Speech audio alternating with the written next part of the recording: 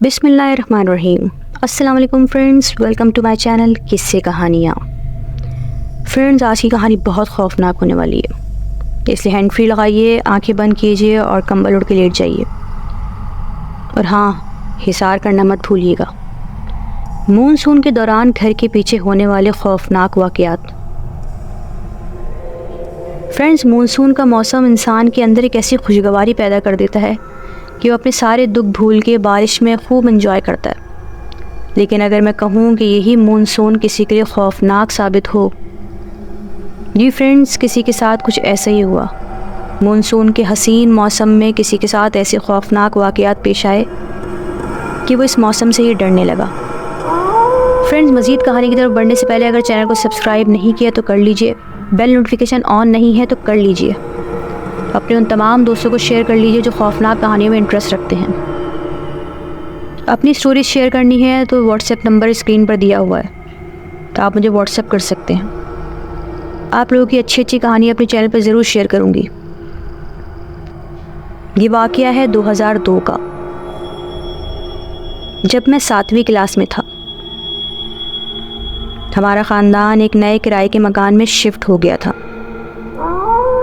हमारे इस घर के आसपास ज़्यादा घर नहीं थे, लेकिन जितने भी घर थे उसमें ज़्यादातर खाली घर थे। हमारे इस किराए के मकान का किराया बहुत कम था, और मज़े की बात ये थी कि ये बड़ा बहुत था।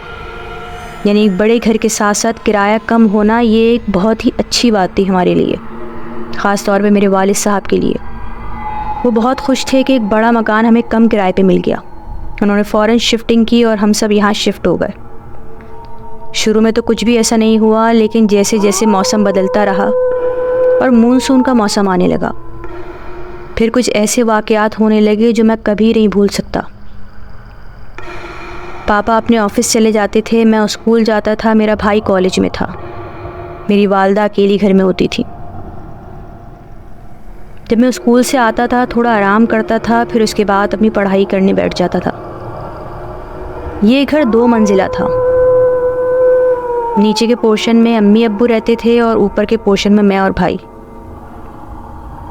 नीचे 2 बड़े हॉल थे, किचन था, ड्राइंग रूम था और छोटा सा पैसेज था जिसको हम सहन भी कह सकते हैं। ऊपर 2 बड़े हॉल थे, साथ में एक छोटा सा कमरा था जो बिल्कुल एक स्टोर रूम की तरह था। हमने उसमें अपना सारा एक्स्ट्रा सामान रखा हुआ था। एक बड़े हॉल में टीवी था, दूसरे कमरे को हमने अपना बेडरूम बनाया हुआ था। उस बेडरूम में मैं और भाई रहते थे। मुझे पढ़ने लिखने का बहुत शौक़ था। मैं जब भी फ्री होता था मैं अपनी पढ़ाई लेके बैठ जाता था। मेरी और भाई की आदत थी, हम रात को लेट नाइट सोते थे। भाई रात भर अपना टीवी देखता था और मैं अपनी पढ़ाई करता था। एक दिन ऐसे ही कुछ हुआ। मानसून का मौसम तो नहीं था, लेकिन अचानक से बारिश होने लगी। मौसम एकदम खुशगवार सा हो गया। अभी रात के 11 ही बजे थे। मैं अपनी पढ़ाई में लगा हुआ था और भाई टीवी देख रहे थे। पढ़ाई करते करते मुझे ऐसा फील हुआ जैसे कहीं दूर से कोई पायल की आवाज़ आ रही हो, छन छन छन। मुझे लगा भाई ने शायद टीवी पे कोई ऐसा प्रोग्राम लगाया जिसमें आवाज़ें ऐसी आ रही हों। मैंने उसको इग्नोर किया। दूसरी तरफ बारिश भी हो रही थी और बारिश की अपनी एक आवाज़ थी।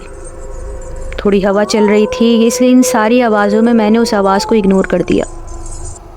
मैं फिर अपनी पढ़ाई करने बैठ गया। पढ़ते पढ़ते मुझे नींद आने लगी। रात का कोई 3 बज गया था। मैं अपने कमरे में जाके सो गया। सुबह उठा, वही रूटीन था। मेरा एग्ज़ाम्स करीब थे, मैं पढ़ाई में लग गया। तो स्कूल की अभी छुट्टियां हुई भी थी क्योंकि डेट शीट आ गई थी और मैं एग्ज़ाम की तैयारी में लगा हुआ था। अब्बू ऑफिस में थे, भाई अपनी यूनिवर्सिटी में था और अम्मी खाना बना रही थी। पूरा दिन मैं अपनी पढ़ाई में लगा रहा और दिन ऐसे ही गुजरता रहा। रात हुई, फिर वही लेट नाइट तक मैंने पढ़ाई की। भाई ने टीवी देखा, लेकिन इस रात कुछ भी नहीं हुआ क्योंकि बारिश नहीं थी। कुछ दिन ऐसे ही आराम से गुजर गए। अब सर्दियों का मौसम करीब था कि मानसून भी आने लगा। कभी कभी हल्की बारिश हो जाया करती थी। फिर एक रात ऐसा ही हुआ। रात के 12 बज रहे थे, भाई टीवी देख रहे थे और मैं अपनी पढ़ाई में लगा हुआ था कि अचानक से बारिश शुरू हो गई। अभी बारिश शुरू हुए थोड़ी देर ही गुजरी थी कि मुझे दोबारा से पाजेब की आवाज़ आने लगी, जैसे कोई छन छन छन चलता हुआ आ रहा हो। अब आवाज़ थोड़ी वाज़े थी, मुझे आवाज़ सुनाई दे रही थी, लेकिन मैंने उसको इग्नोर किया, ये सोच के कि शायद कोई शरारती बच्चे बाहर आए हुए हों और वो इस तरह की कोई हरकत कर रहे हों, क्योंकि बचपन में इसी तरह की शरारतें होती हैं। हम अपने पिछले मोहल्ले में भी इसी तरह की हरकतें करते थे, तो मुझे लगा शायद कोई शरारती बच्चे होंगे जो इस तरह की हरकत कर रहे हैं। मैंने इग्नोर किया, मैं अपनी पढ़ाई में लगा रहा। थोड़ी देर तक तो वो आवाज़ आई, फिर बंद हो गई। मैं भी पढ़ते पढ़ते इतना मगन हो गया और मुझे नींद आने लगी। फिर मैं जाके सो गया। आहिस्ता आहिस्ता इसी तरह दिन गुजरते रहे। अब इस तरह के वाक़यात मेरे साथ ज़्यादा होने लगे थे। अब मैं महसूस करने लगा था कि हमारे घर में झगड़े ज़्यादा होने लगे। पहले अम्मी अब्बू की लड़ाइयाँ नहीं होती थी, लेकिन अब तो हाल ये था कि बात बेबात लड़ाई हो जाती थी, और लड़ाई बढ़ते बढ़ते इतनी बढ़ जाती थी कि वो 2-2 3-3 दिन तक बात नहीं करते थे। घर का माहौल बहुत ख़राब होने लगा था। मेरे मिजाज में भी सख्ती आ गई थी। बात बेबात मुझे भी गुस्सा आने लगा था। जब मुझे गुस्सा आता था तो मुझे याद ही नहीं रहता था कि मैं क्या कर रहा हूँ। मेरा दिल चाहता था कि मैं अपने हाथों को, अपने जिस्म को छुरी से काट लूँ।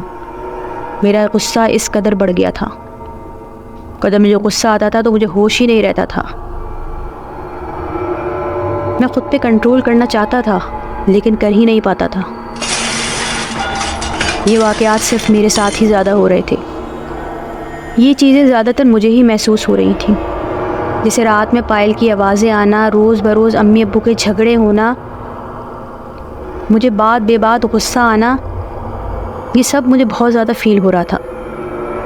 और अब तो घर के बर्तन अचानक खुद ही टूट जाते थे, जैसे किसी ने ज़ोर से फेंके हों। घर का सामान गायब होने लगा था। मुझे बहुत कुछ महसूस होने लगा था, लेकिन जिस तरह मेरे साथ ये चीज़ें हो रही थी, मेरा ध्यान अब इस तरफ आने लगा था। मुझे समझ नहीं आ रहा था कि मैं किससे क्या बोलूं, क्योंकि इन बातों पर कोई यकीन भी तो नहीं करता। अब मैं एक चीज़ और नोट करने लगा था। अब जिस तरह वक्त गुजरता जा रहा था, ये चीज़ें बढ़ती चली जा रही थी। अब मुझे महसूस होने लगा था कि जब जब मैं बाथरूम जाता हूँ, ऊपर वाली खिड़की से मुझे कोई झांकता है। अब मुझे बाथरूम जाने से भी खौफ आने लगा था। ख़ास तौर पे ये एक्टिविटीज़ रात में ज़्यादा होती थी। इन्हीं सारी चीज़ों में मेरे एग्ज़ाम्स भी हो रहे थे। मेरा सारा ध्यान मेरी पढ़ाई की तरफ था, लेकिन इन एक्टिविटीज़ की वजह से मैं बहुत परेशान हो रहा था। लेकिन जैसे तैसे करके मैंने एग्ज़ाम्स दे ही दिए। अब मेरी छुट्टियां थीं। मेरे अम्मी अब्बू ने प्लान बनाया कि हम गांव चलते हैं, लेकिन मेरा बिल्कुल मूड नहीं था जाने का, तो मैंने मना कर दिया। भाई को भी यूनिवर्सिटी से छुट्टी नहीं थी, इसलिए भाई भी नहीं गया। अब घर पर मैं और भाई अकेले थे। अम्मी अब्बू पूरे 15 दिन के लिए गांव चले गए थे। रात को अक्सर भाई अपने दोस्तों में जाते थे, तो मैं घर पे अकेला होता था। इस मोहल्ले में मेरे ज़्यादा दोस्त तो नहीं थे, इसीलिए मैंने टीवी को दोस्त बना लिया था। मैं अपनी पढ़ाई से फारिग होता तो मैं टीवी खोल के बैठ जाता। एक रात मेरे साथ ऐसा हुआ कि मैं टीवी देख रहा था। टीवी देखते देखते मुझे नींद आने लगी, तो मैंने सोचा चलो टीवी बंद करके मैं कमरे में सोने चला जाता हूँ। ये सोचकर मैंने रिमोट से टीवी बंद ही किया था कि मैं उठने वाला था, एकदम से टीवी दोबारा खुल गया। मुझे लगा शायद रिमोट ख़राब हो गया है। मैंने उठकर मेन स्विच बंद किया, तार निकाला और मैं कमरे की तरफ जाने लगा। अभी मैंने पहला कदम ही उठाया था कि टीवी दोबारा से ऑन हो गया। अब मैं हैरान था कि बिना प्लग लगाए टीवी कैसे ऑन हो सकता है, लेकिन मैंने इस चीज़ को इग्नोर किया और मैं अपने कमरे की तरफ चला गया। मैंने दोबारा फिर मुड़ के नहीं देखा। तो मैं अपने कमरे में जाके सो चुका था। मेरे साथ इस तरह की एक्टिविटीज़ हो रही थी तो मुझे रात में जागने से डर लगता था, इसीलिए अब मैं 11 बजे सोने लगा था। मैं अपने कमरे में जाके सो गया। अभी कुछ दिन ही गुजरे थे कि मेरे साथ एक ऐसा वाक़या पेश आया कि मैं बहुत खौफज़दा हो गया और अब मेरे पास कोई चारा नहीं था कि मैं सबको ये बातें बता दूं। एक रात मैं अपने कमरे में सोने के लिए लेटा था। सर्दियों के दिन थे, बारिश हो रही थी, तो मुझे ऐसा फ़ील हुआ कि खिड़की से कोई झांक रहा है।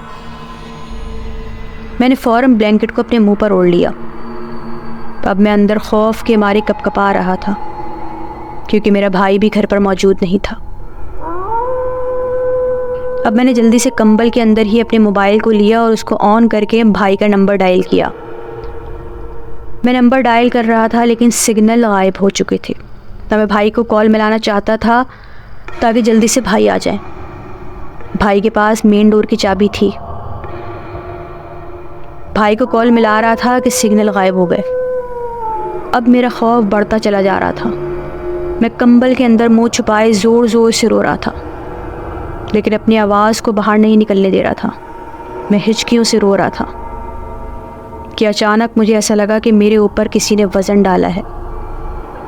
वो वज़न आहिस्ता आहिस्ता मेरे ऊपर बढ़ता ही चला गया। वो वज़न इतना भारी था कि मेरे हाथ पांव सुन्न होने लगे थे। मुझे ऐसा लग रहा था कि मेरा जिस्म बिल्कुल सुन्न पड़ गया है। मैं अपने हाथ पैरों को हरकत देना चाहता था लेकिन मैं दे ही नहीं पाया। मैं चीखना चाहता था लेकिन मैं चीख भी ना पाया। उस ब्लैंकेट के अंदर मेरा दम वैसे ही बहुत घुट रहा था, ऊपर से वो वज़न जो मेरे पर पड़ा। आहिस्ता आहिस्ता मेरे सेंसेस ख़त्म हो गए और मैं बेहोश हो गया।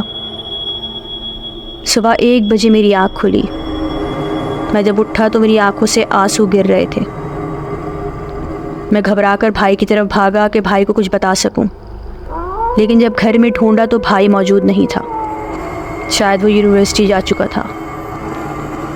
मेरे हाथ पैरों में इतनी कमज़ोरी थी कि मैं ख़ुद को संभाल ही नहीं पा रहा था। मैंने किसी तरह दूध फ्रिज से निकाला और सिर्फ दूध पी लिया। तब मैं पूरा दिन भाई का इंतज़ार करता रहा कि भाई आएगा तो मैं उसको सब बताऊंगा। शाम में जब भाई आया तो वो इतना थका हुआ था कि वो सीधा नहाने चला गया। जब वो नहा के आया तो वो थका हुआ था, वो सो गया। मुझे मौका ही नहीं मिल पाया कि मैं भाई को कुछ भी बता सकूं। तो मैं इंतज़ार में था कि भाई उठेंगे तो मैं उनको कुछ बता दूंगा। मैं इसी इंतज़ार में टीवी लाउंज में बैठा था कि एकदम ज़ोरदार भाई की चीख सुनाई दी। ये रात के 8 बज रहे थे। मैं भागता हुआ भाई के रूम में गया तो भाई खौफ के आलम में बैठा हुआ था। भाई के पसीने छूट रहे थे। भाई ने खिड़की की तरफ इशारा करके कहा कि यहाँ कोई था। मुझे भी महसूस हुआ यहाँ कोई था जो हमें झांक रहा था, बहुत खौफनाक। अब भाई की ये बात सुनकर मुझे इस बात की तसल्ली हो गई कि मैं जो भी कुछ कहूँगा भाई यकीन कर लेगा, क्योंकि भाई ने भी अब कुछ महसूस करना शुरू कर दिया था। मैंने भाई को तसल्ली दी, नहीं भाई कोई नहीं है, आप कमरे में आ जाएं। मैं भाई को टीवी लाउंज में ले गया, पानी पिलाया, भाई को बिठाया। फिर मैंने भाई से कहा, भाई मैं भी आपको कुछ बताना चाहता हूँ। फिर मैंने पहले दिन से अब तक की जितनी भी एक्टिविटीज़ मेरे साथ हुई थी वो सब भाई को बताई। और पिछली रात जो एक खौफनाक वाक़या मेरे साथ हुआ था वो सब मैंने भाई को बताया। भाई भी परेशान था कि अब क्या करें। भाई भी बहुत डरा हुआ था। हमने उसी वक्त अम्मी अब्बू को फ़ोन करके घर पे बुलाया। अम्मी अब्बू ने जब हमारी घबराई हुई आवाज़ सुनी तो वो परेशान हो गए। उन्होंने दूसरे दिन ही ट्रेन पकड़ी और वो गांव से घर आ गए। अब वो थके हुए थे, उनको थोड़ा आराम करने दिया। दूसरे दिन मैंने और भाई ने अम्मी अब्बू को सब कुछ बताया। अम्मी अब्बू ने बहुत संजीदगी से इस बात को सुना और उन्हें भी ये महसूस हुआ कि हाँ, जब से हम इस घर में आए हैं इस तरह के वाक़यात हमारे साथ हो रहे हैं। यानी कि घर में हर एक के साथ कुछ ना कुछ हो रहा था, लेकिन कोई डर ना जाए इसलिए सब एक दूसरे से छुपा रहे थे। उसी रात हमारे कुछ रिश्तेदार हमारे घर आए। अब सबके आने से घर में इतनी रौनक थी कि डर का एहसास ही नहीं हुआ। तो मैंने थोड़ी हिम्मत की, मैंने सोचा मैं बाहर जाके देखता हूँ। बाहर ऐसा क्या है जो घर में इतना सब कुछ हमारे साथ हो रहा है, क्योंकि आवाज़ें बाहर से ही आती थी। अब मैं हिम्मत करके बाहर गया। बाहर जाके मैंने चारों तरफ निगाह दौड़ाई। मैं हर घर को देखता था। हमारे बराबर वाला घर भी बिल्कुल खाली था, लेकिन आज कुछ ऐसा नज़र आया जो मैं हैरत में आ गया। मैंने जब उस घर की तरफ देखा तो मुझे उस घर की छत पर कोई खड़ा हुआ महसूस हुआ, जो मेरी तरफ घूर रहा था। बस ये देखना था कि मुझ पर खौफ तारी होने लगा और मैंने घर की तरफ दौड़ लगा दी। जब घर में आया तो सारे रिश्तेदार आपस में बातें कर रहे थे, हंसी मजाक हो रहा था। मैंने इस वाक़े का किसी को नहीं बताया, लेकिन जब सब मेहमान चले गए तो मैंने अपने अम्मी अब्बू और भाई को सब बताया। मेरे अम्मी अब्बू ने फिर डिसाइड किया कि अब हम इस घर में नहीं रहेंगे।